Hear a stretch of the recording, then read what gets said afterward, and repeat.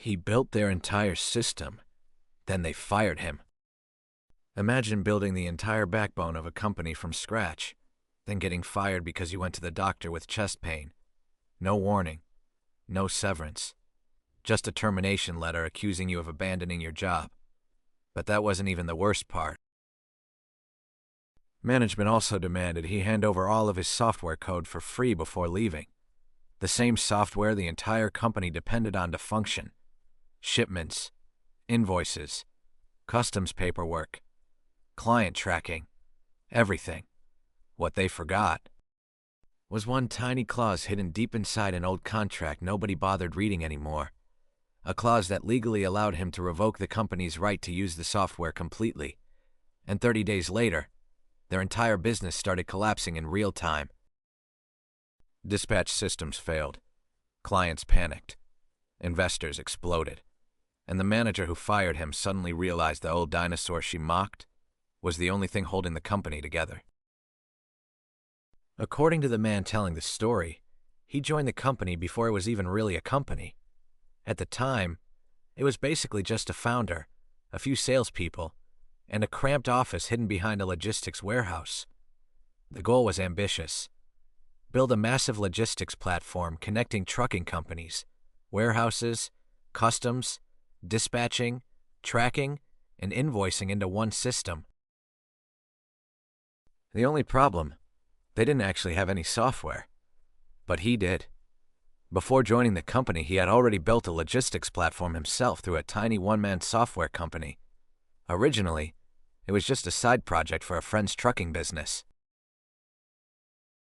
But eventually, other companies started wanting access too. Instead of selling it completely, he licensed the software, and when the startup founders found him, they became desperate to use it. According to him, they signed a proper contract.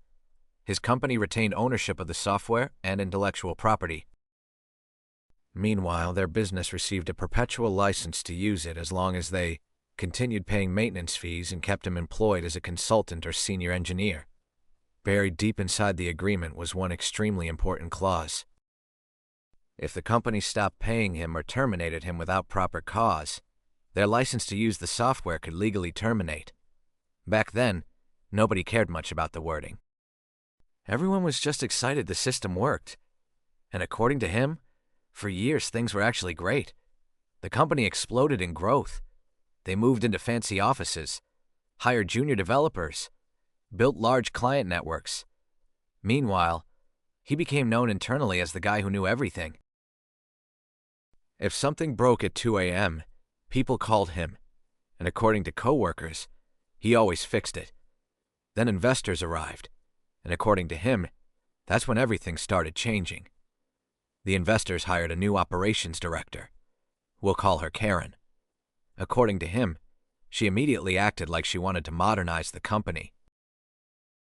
But what she really seemed to hate was older employees.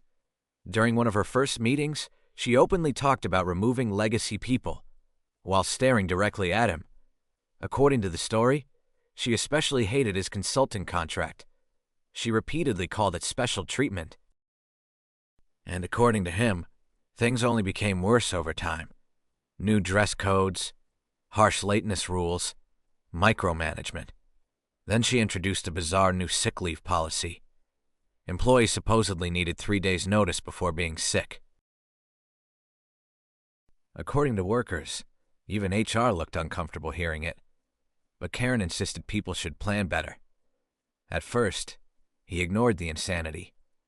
He'd survived bad managers before. Then one morning, he woke with severe chest pain. According to him, his wife immediately forced him to see a cardiologist. Doctors ordered him to stay home and rest for at least a week. So naturally, he informed HR, provided the medical certificate, and updated his team. Most coworkers responded supportively. Then Karen called him personally that night.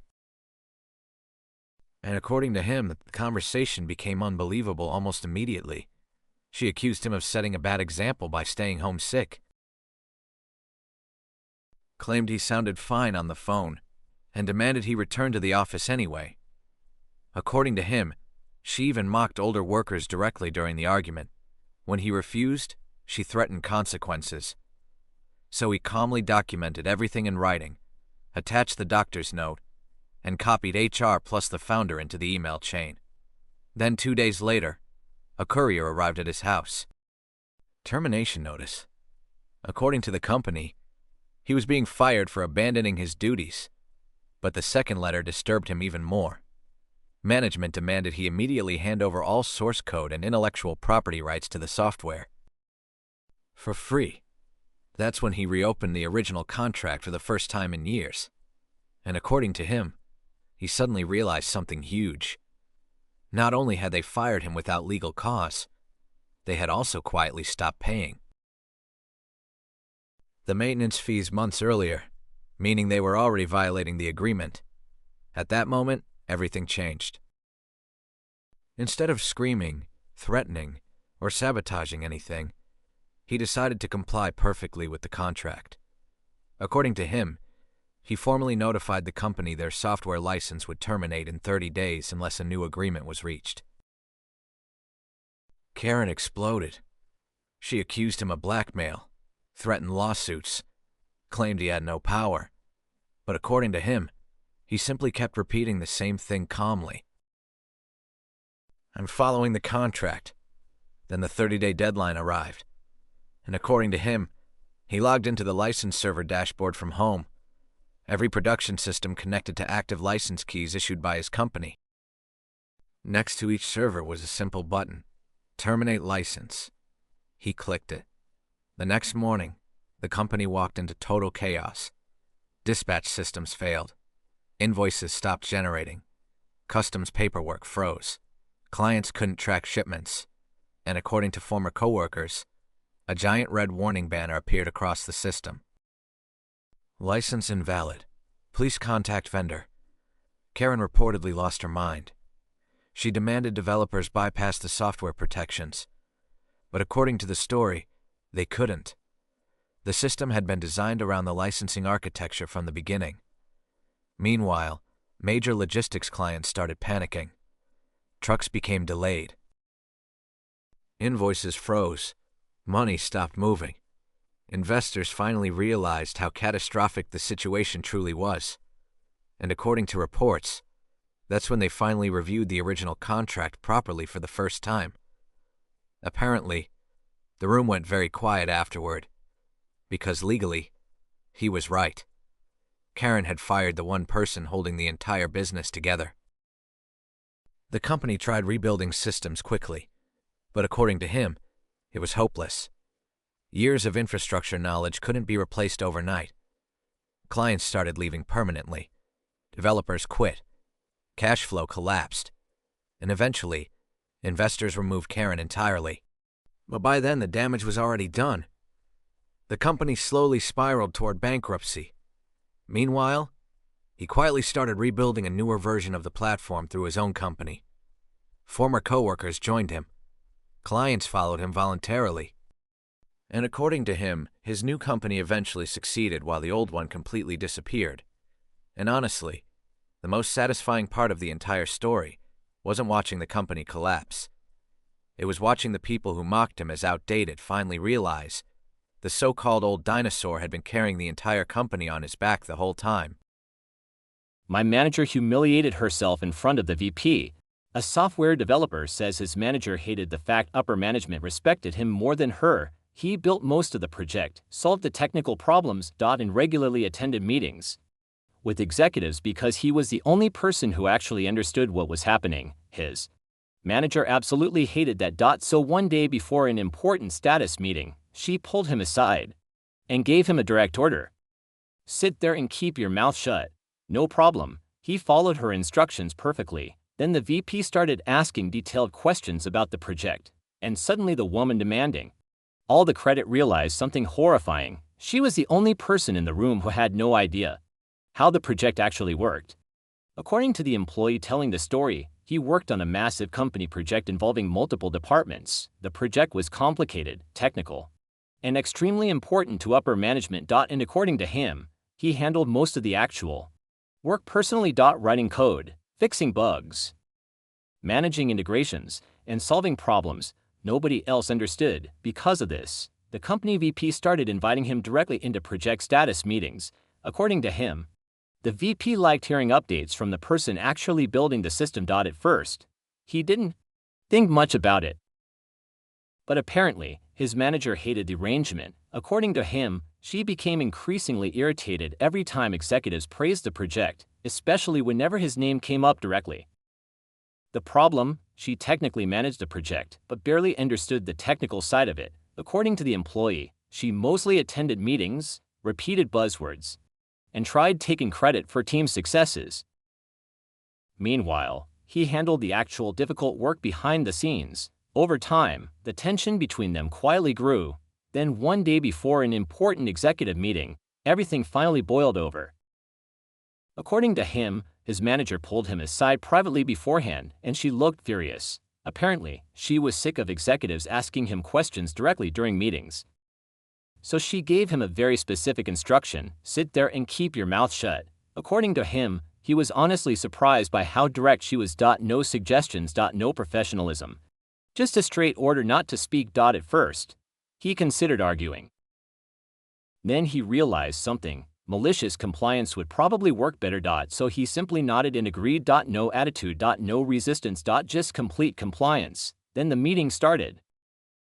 According to him, everything initially seemed normal. Executives gathered around the conference table, the VP arrived, status reports began, and his manager immediately started presenting updates confidently.